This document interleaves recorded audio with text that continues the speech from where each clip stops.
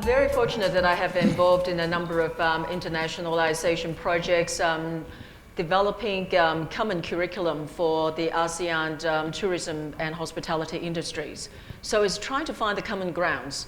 Hospitality, people say, well, what's the difference? You know, like in a hotel environment, in a food and beverage situation, in tour guiding, in travel agencies, there are similarities and there are differences. So in order to actually addressing the differences, I see that as challenges, but also opportunities is by the adaptation and understanding the differences where the local industries do, and also from their cultural background as well. So for example, in ASEAN Common Tourism Curriculum Project, we identified that in Australia, we don't need to train people in English.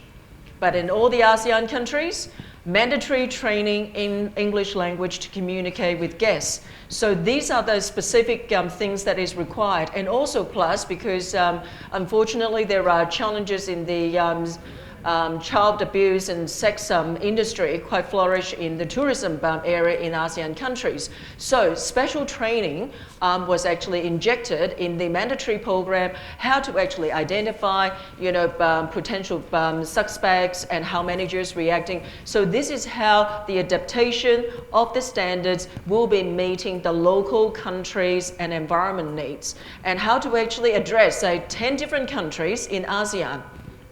How can you come up with the common ground? So what we did was we actually identified the standard training standards that is mandatory. So when we go to Thailand, they said, oh, we need to train Thai culture. So I think that when I go to Laos, they said, we need Lao culture.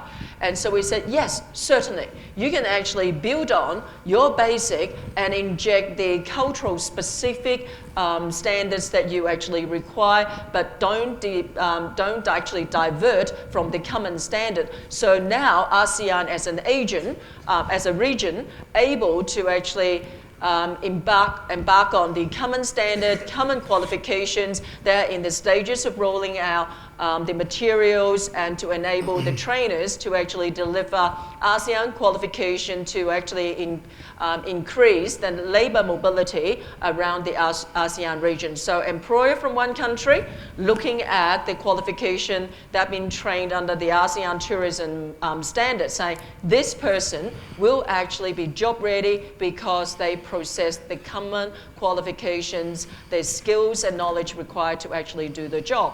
So I see diversity is actually a challenge, but actually addressing the common needs of an industry. Another project that I did was very exciting, is for the Saudi Commission for Tourism and Antiquities. And because of the significant cultural difference, we actually have to address and adjust the tourism and hospitality training curriculum, including down to the courseware level. There is no minibar.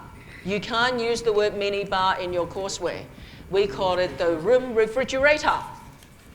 There is no ham able to mention and bacon in the training material, and then we actually adjust to remove all the training relating to a particular cultural sensitive that is not accepted locally, and removing those things out of the training. We actually produce develop English for tourism and hospitality. We match the whole cycle of the guest service and of and also having characters from the Arab country and also foreign travelers in leisure area, in business and conference. So basically to map the whole cycle, but using local Arab characters, injecting in the training program, and also all the tourism destination is actually adapted to the local environment. So we'll not be talking about Australian, tourist destination, not UK, not US. So it's cultural sensitive, country specific, and also meeting the local standards of their job description. So we actually benchmark internationally. The last project that we did is for Singapore government in the community and social service area.